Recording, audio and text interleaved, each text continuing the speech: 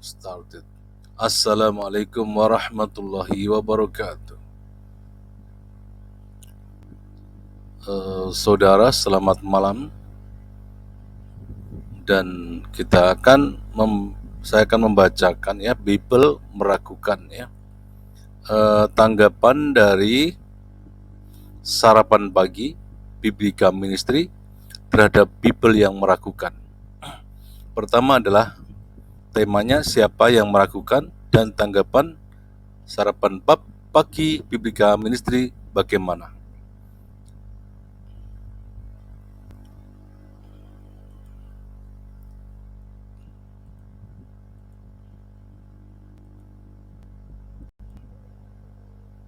Ya, ini ya.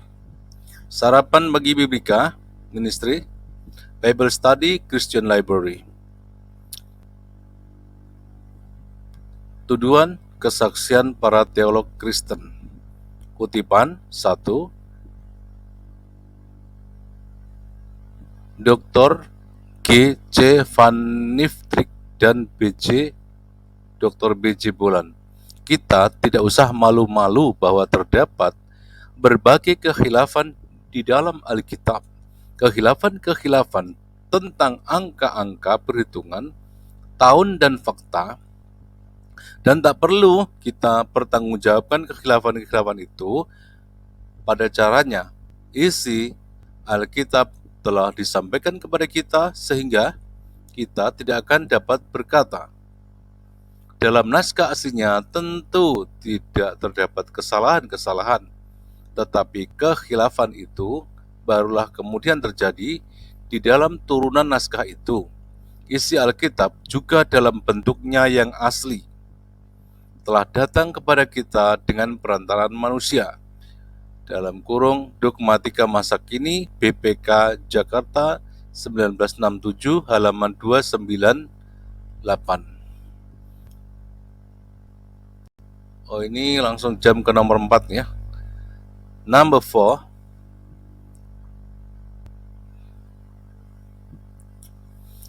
Dr. R. Sudarmo dengan pandangan bahwa kitab suci hanya catatan saja dari orang, maka diakui juga bahwa di dalam kitab suci mungkin sekali ada kesalahan. Oleh karena itu, kitab suci mungkin sekali ada kesalahan. Oleh karena itu, kitab suci dengan bentuk sekarang masih dapat diperbaiki. Ikhtisar Dogmatika BPK Jakarta 1965 halaman 47. Di dalam Perjanjian Baru pun ada kitab-kitab yang diragukan, antara lain Surat Wahyu dan Yakobus yang disebut surat jeram. Dalam kurung Ikhtisar Dogmatika BPK Jakarta 1965 halaman 49. Ini udah lama ya, tahun 1967 dan 1965. Jawaban ini jawaban oleh BP itu apa? BP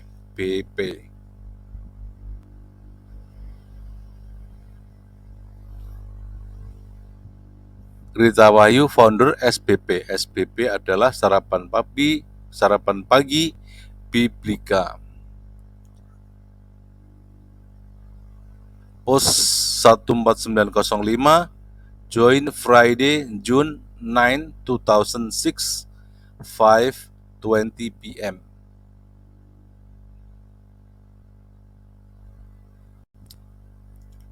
Jawabnya, kekhilafan atau kesalahan yang dimaksud di atas adalah kekhilafan dari para penyalin Alkitab atau para penerjemah Alkitab. Maka yang bermasalah adalah salinan Alkitab atau Alkitab terjemahan.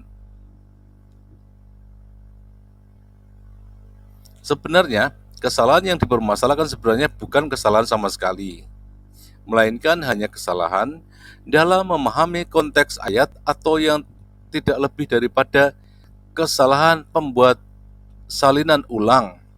Menjelaskan jenis kesalahan yang pertama adalah lebih mudah, sedangkan untuk kesalahan yang kedua perlu lebih banyak perhatian. Seperti yang kita ketahui, Perjanjian Lama PL ditulis pada abad 17 sampai dengan 5 sebelum Masehi di atas kulit-kulit dan papirus yang mudah rusak, sehingga perlu terus-menerus disalin ulang selama lebih dari 3.000 tahun. Dan Perjanjian Baru disalin ulang selama 1.400 tahun oleh masyarakat yang terserak di berbagai komunitas di tempat-tempat dan benua yang berbeda-beda, tetapi isinya tidak mengalami perubahan mendasar. Dewasa ini, banyak catatan-catatan yang usianya tua ditemukan sehingga dapat mendukung pembuktian tulisan kitab-kitab yang telah ada. Kitab Perjanjian Baru atau BB sendiri memiliki 5.300 naskah dan fragmen atau bagian-bagian naskah dalam bahasa Yunani, 10.000 naskah Latin Vulgata, dan 9.300 naskah tua dalam terjemahan bahasa lainnya. Dengan kata lain, PB memiliki lebih dari 24.000 salinan naskah untuk digunakan. Jelas bahwa luasnya pernaskahan ini memungkinkan kita membuat gambaran terhadap setiap ayat varian atau tidak baku yang selalu akan ada. Di mana muncul varian tertentu, maka teks tersebut kemudian diidentifikasi dan disisihkan untuk dijadikan catatan kaki pada ayat yang bersangkutan. Tetapi hal tersebut tidak membuat Alkitab menjadi cacat atau ketika kita membandingkannya dengan tulisan aslinya. Orang Kristen dengan senang hati mengakui bahwa ketidaksempurnaan dalam penyalinan ulang terhadap PL dan PB, tetapi hal seperti itu memang di luar kemampuan manusia manapun untuk dihindari, karena menyalin ulang halaman demi halaman dengan tangan secara manual akan menghasilkan kesalahan manusiawi, baik untuk buku suci maupun sekuler. Apalagi kalau naskahnya yang akan disalin itu sudah buram ditelan usia dan cara penyimpanan yang tidak bisa sempurna. Namun kita tahu bahwa naskah aslinya yang disebut autograf, yaitu yang diinspirasikan langsung oleh Tuhan kepada penulis Alkitab, tidak akan memiliki kesalahan sedikit pun juga. Tetapi berhubung dokumen-dokumen yang asli telah ditulis pada masa yang amat lampau, maka dokumen tersebut tidak dapat lagi ditampilkan. Para analisis naskah kuno mencatat bahwa setiap orang yang menulis ulang atau dalam kurung juru tulis atau penyalin ulang cenderung membuat dua kesalahan dalam penulisan salinan kitab. Yang pertama, berhubungan dengan nama-nama, apalagi nama-nama aneh dan asing. Dan yang kedua, berkenaan dengan bilangan-bilangan. Kenyataan bahwa kedua kesalahan ini saja yang utamanya muncul dengan salinan Alkitab semakin membuktikan bahwa kesalahan-kesalahan dalam naskah Alkitab hanya dilakukan oleh para penyalin ulang belaka. Jika memang benar bahwa pesan-pesan Alkitab aslilah yang bertentangan, maka tentulah buktinya dapat ditemukan dalam isi Alkitab itu sendiri. Arser 1982 halaman 221 sampai 222 ya. Yang perlu disadari oleh kita semua bahwa tidak ada satupun perbedaan dalam serentetan salinan ulang Alkitab yang sama sampai ke tangan kita itu menggeser atau mengubah doktrin Alkitab itu sendiri. Justru Roh Kudus telah melakukan campur tangan dan menjaga agar penyalinan ulang teks Alkitab jangan sampai menggeser ajaran doktrinal itu sendiri. Catatan, bila ada yang menjahili Alkitab agar ajarannya terselewengkan, maka tentulah sasaran penjahilnya bukan pada tetek, bengek, angka, dan huruf yang sama sekali tidak ada bobot signifikansinya terhadap ajaran doktrinal itu sendiri.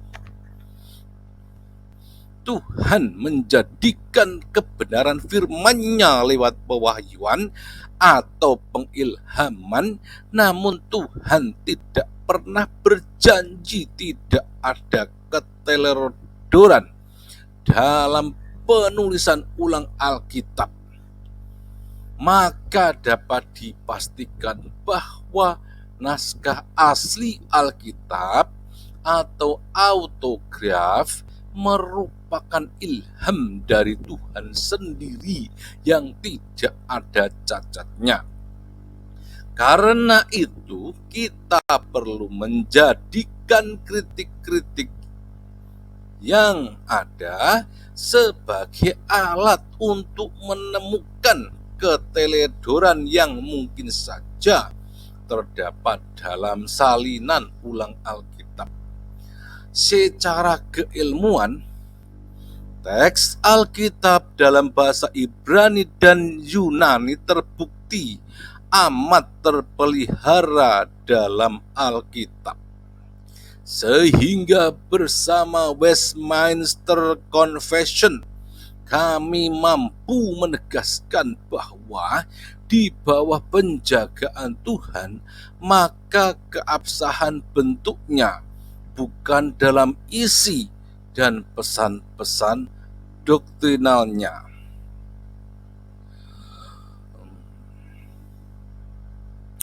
Adakah terjemahan yang sempurna? Nah, ini pertanyaannya.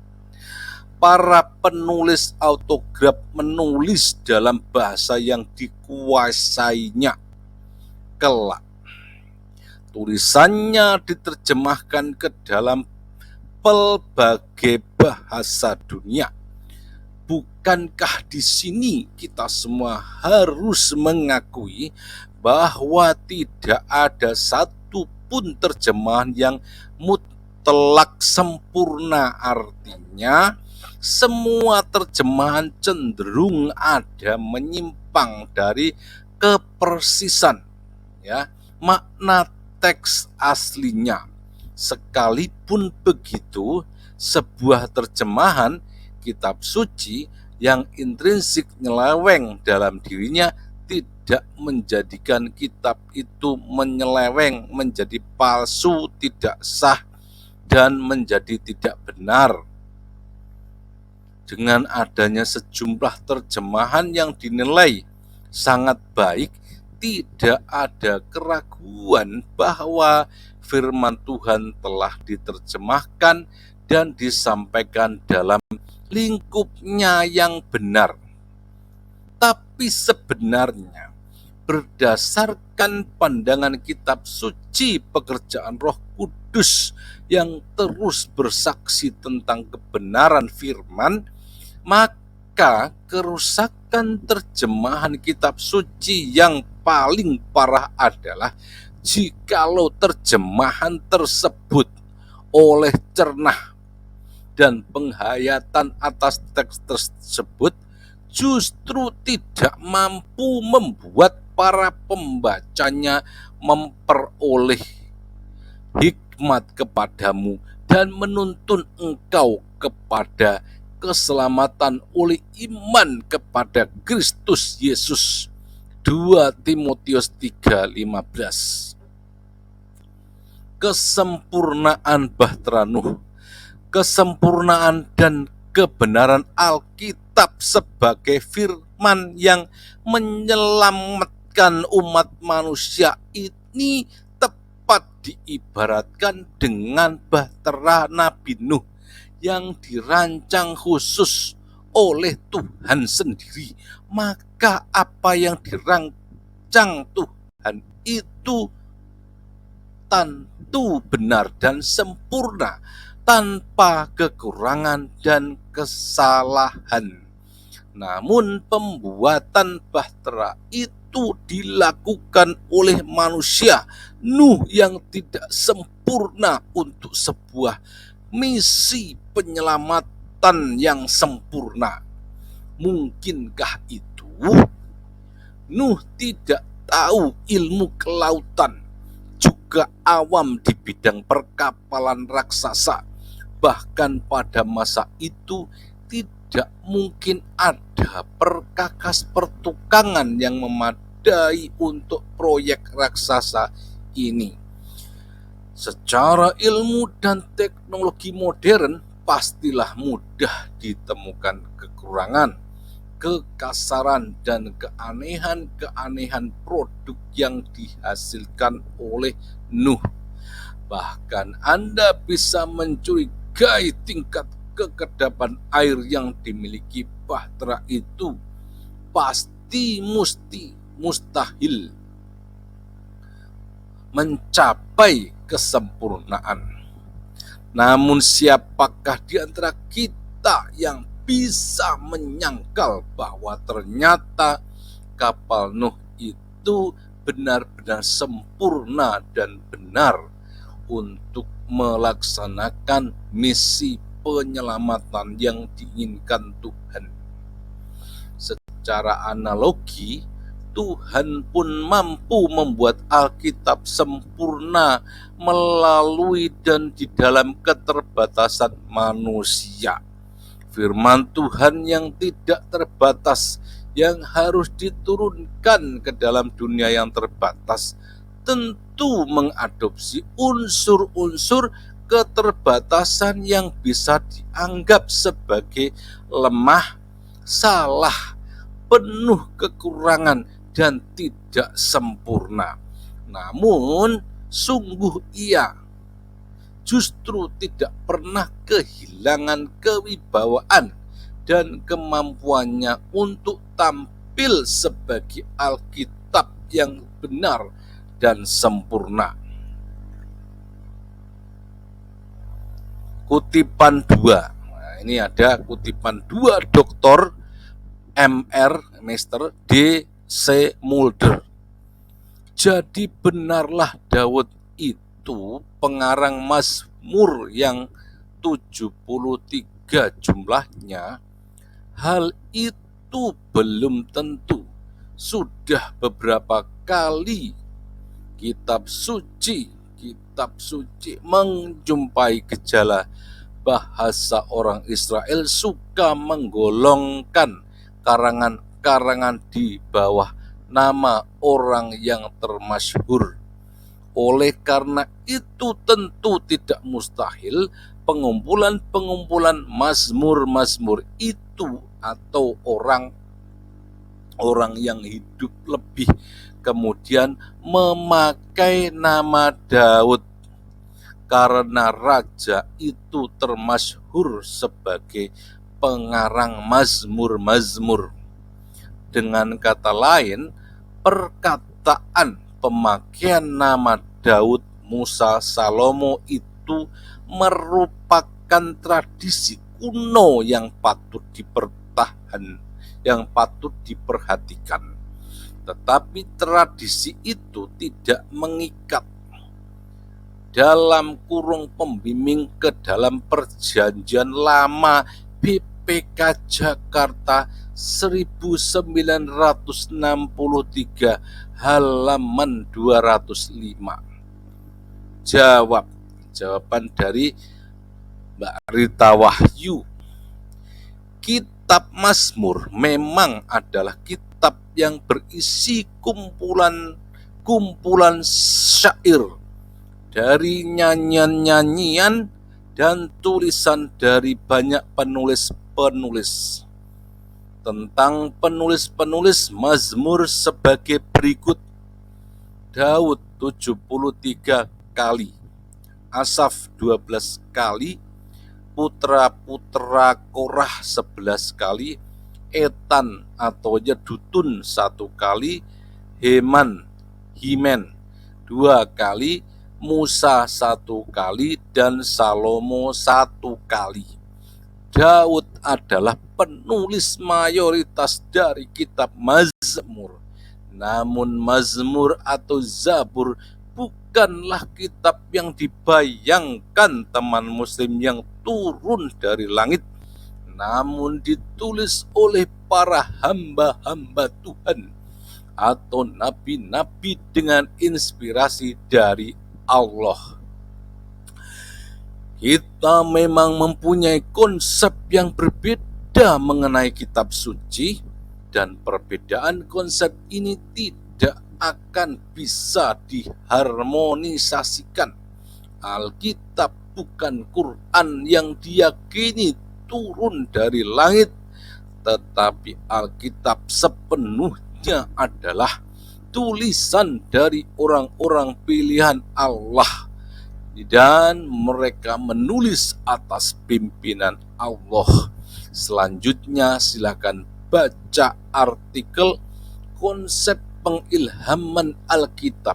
Ada kesalahpahaman yang penting di viewtopic.php tanda tanya P sama dengan 296 crash atau tagar 296. Kutipan yang nomor 3, Dr. Walter Lamb P2. Susunan semesta alam diuraikan dalam Kejadian 1 tidak dapat dibenarkan lagi oleh ilmu pengetahuan modern. Tafsir Kejadian halaman 58. Pandangan Kejadian 1 dan seluruh Alkitab tentang susunan semesta alam adalah berdasarkan ilmu kosmografi bangsa Babel. Pandangan itu sudah ketinggalan zaman. Tafsir Kejadian halaman 65. Jawab tentang tuduhan yang mengenai penciptaan. Anda bisa membaca di tanggapan tuduhan Bible dan penciptaan bumi sesuatu yang absurd di Bible dan penciptaan bumi sesuatu yang absurd VT 793 HTML tagar 2046. Tuduhan solusi akhir. Karena Alkitab atau Bible sudah terbukti kepalsuannya, maka seharusnya kita berpaling dari Alkitab atau Bible. Jawab, silahkan baca artikel berjudul Menjamu Tuduhan Salah Paham, Alkitab itu palsu, korup, rekayasa manusia, Alkitab asli sudah lama hilang. Alkitab itu palsu, korup, rekayasa, yang asli sudah hilang. VT 580.html. Komentar. Dari semua klaim dan tuduhan dari teman muslim ini, kami melihat ketidakkonsistenan dari penuduh.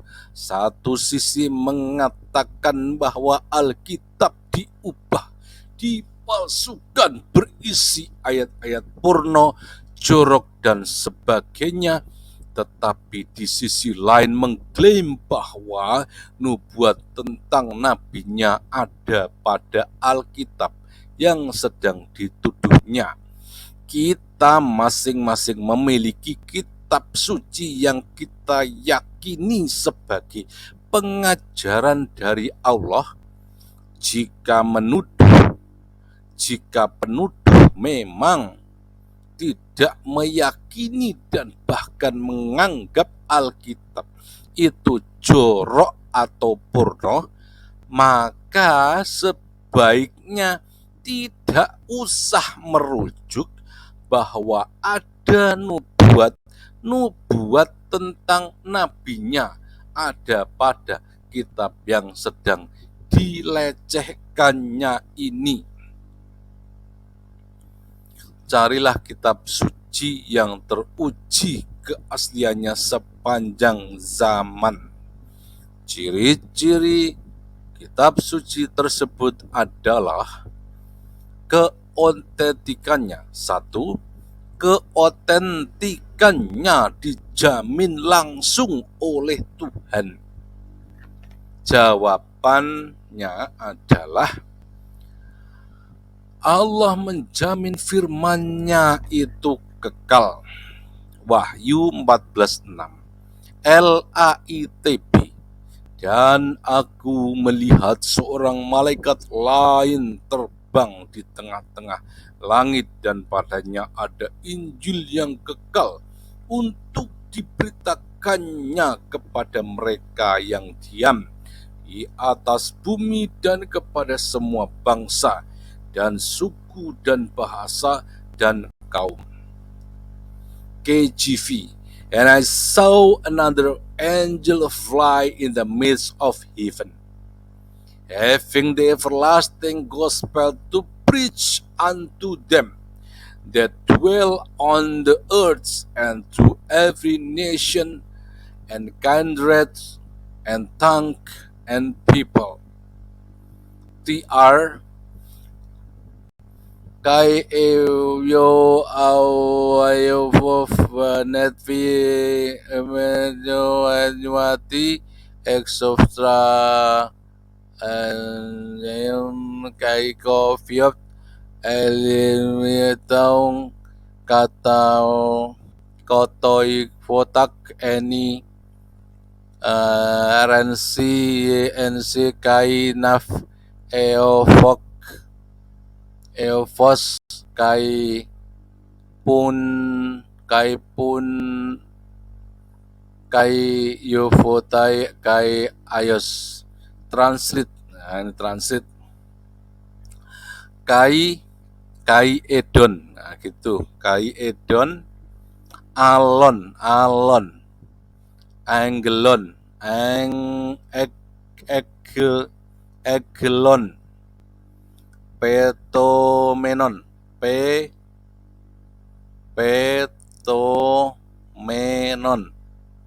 and mesoura,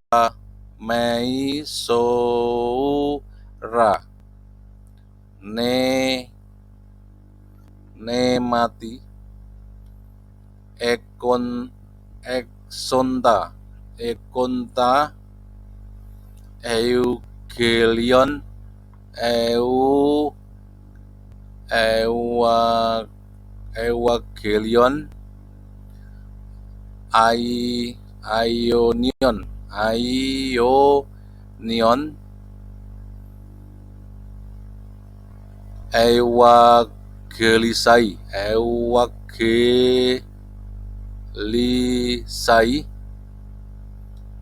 Tous, Katoi, Kontas, Katoi, Kontas, Epi, Tes, Ges, Kai, Pan, Etnos, Kai, Pulen, Kai, Glosan,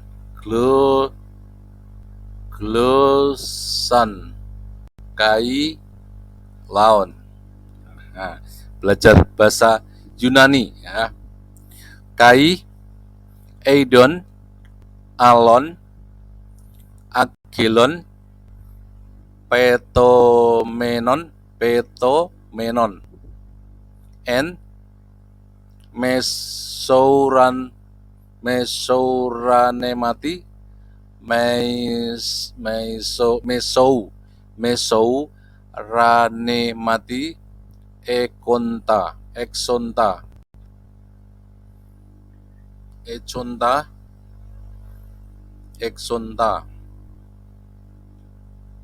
eugelion, ionion,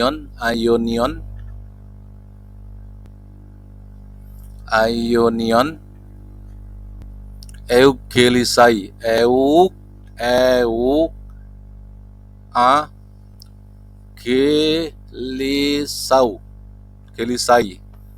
eugelisai, tous, kato, ikontas, epi, tes, ges, kai, pan,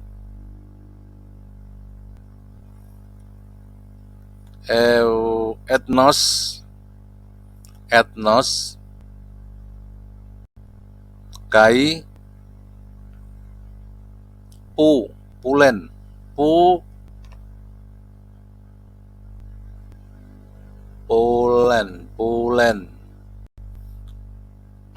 kai, kai glosan,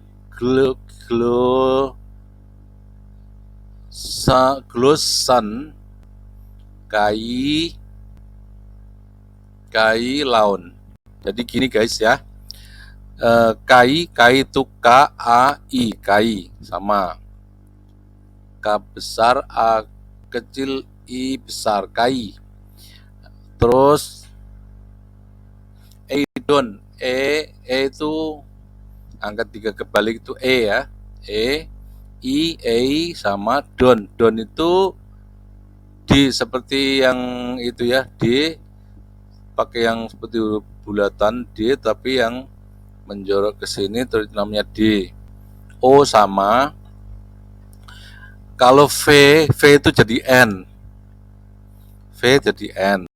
agelon, Y yang kebalik itu jadinya adalah G ya, agilon,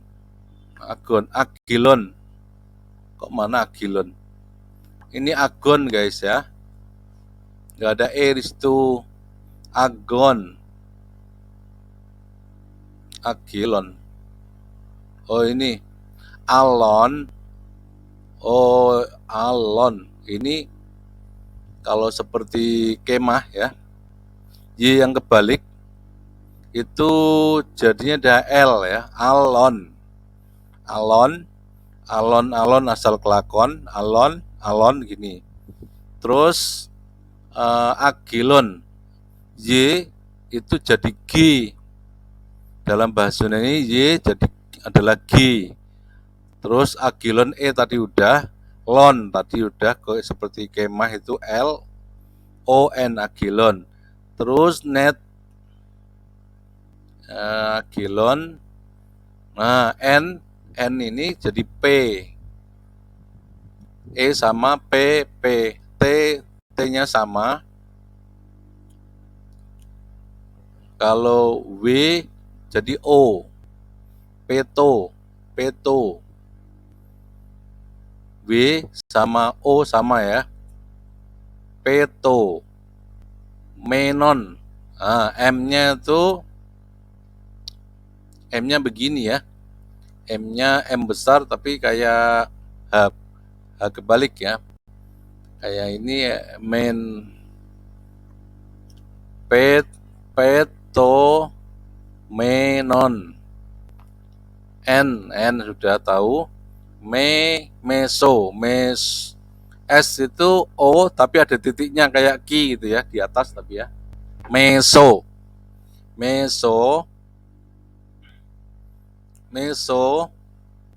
U sama P itu jadi R, mesouran,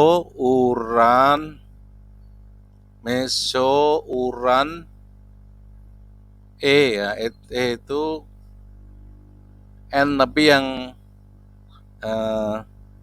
yang baris keduanya itu ke belakang itu namanya jadi ya.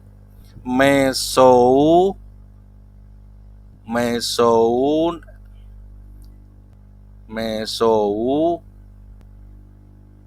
ra. Jadi mesoura, R itu kayak gini. Mesoura, mesoura,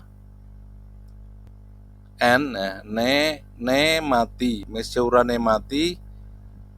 Exonta, exonta, econta apa exonta. X itu bacanya econta,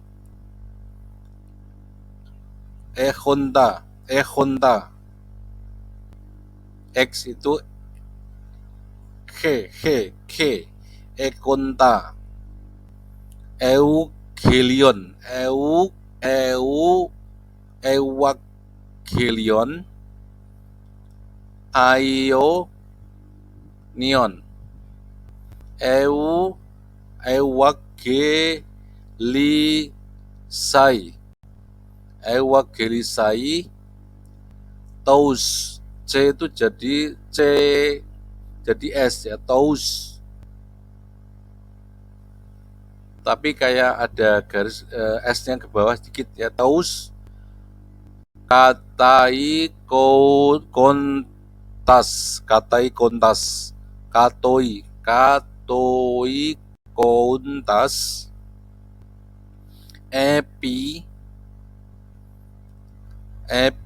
tes,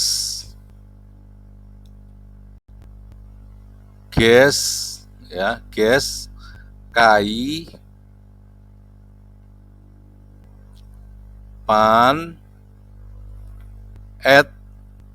etnos, kai, pu,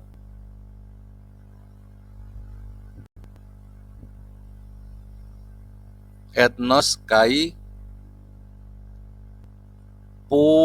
pulen. Oh, jadi ini jadi F ya. Fulen, Fulen, kai,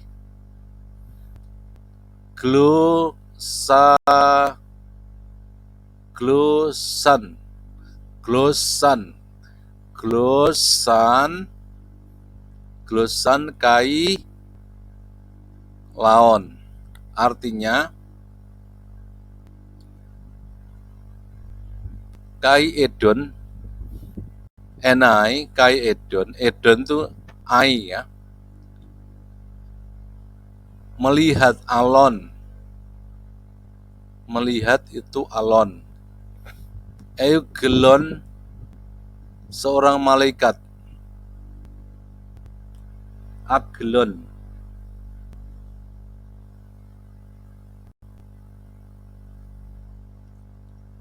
patomenon, terbang. Patomenon terbang, fly.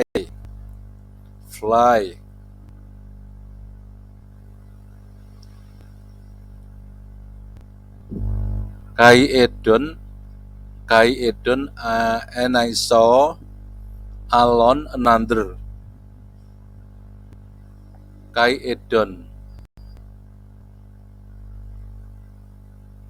kai itu I kali ya. I saw alone another angel, petomenon fly, and to in mesuranen mati in the midst ekonta heaven, di tengah-tengah surga. Eugelion, dan having econta. Eugelion,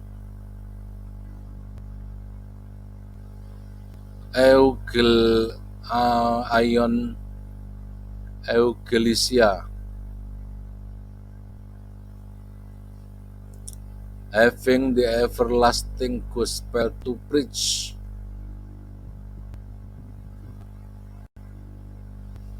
Tous katoi kontas, untuk diberitakannya epites gai, epites ges kai,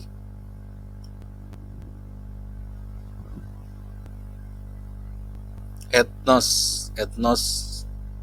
itu every kai pan etnos, every to every nation,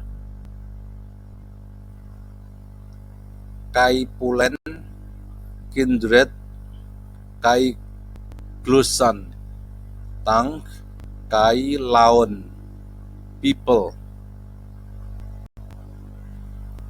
Kai itu apa? To every ethnos, kai pulen to every kindred, kai glusan and tang, kai laon to people.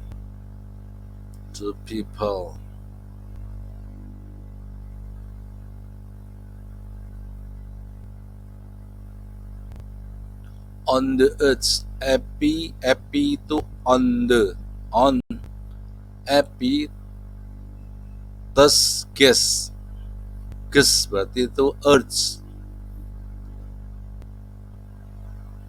katoi kontas dwell on earth.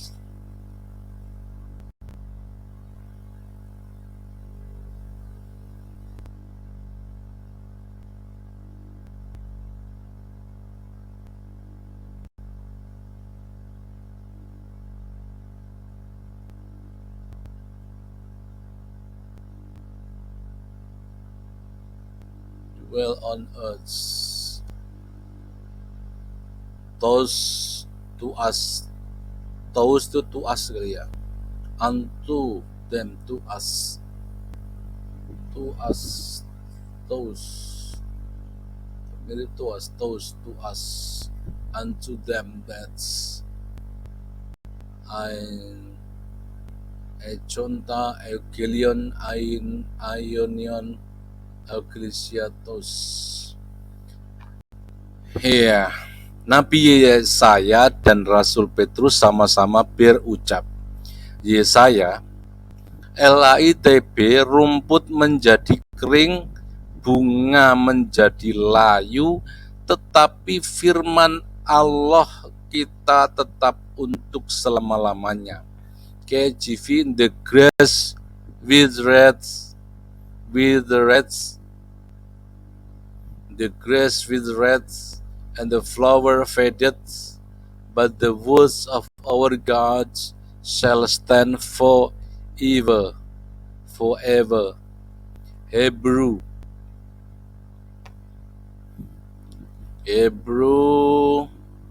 translate Yahves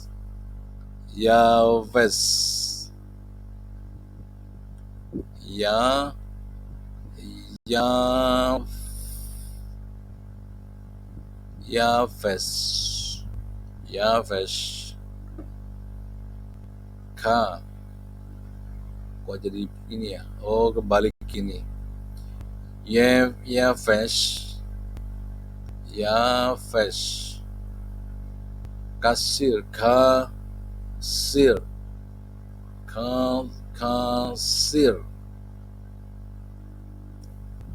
navel NVL titik satu sits TS tuh gini ya, sits apa ini, TS sits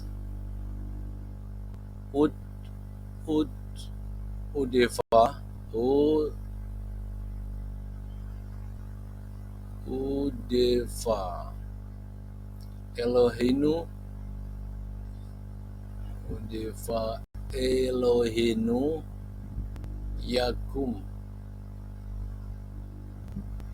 Leolam olam. Rumput menjadi kering, bunga menjadi layu, tetapi firman Allah kita tetap untuk selama-lamanya. Petrus 1 Petrus 1:25 LICB, tetapi firman Tuhan tetap untuk selama-lamanya. Inilah firman yang disampaikan Injil kepadamu. KJB, but the words of the Lord endureth forever, and this is the word which by the gospel is preached unto you. TR and translate to the Rema Kurio seperti Kurio Menei Eis Ton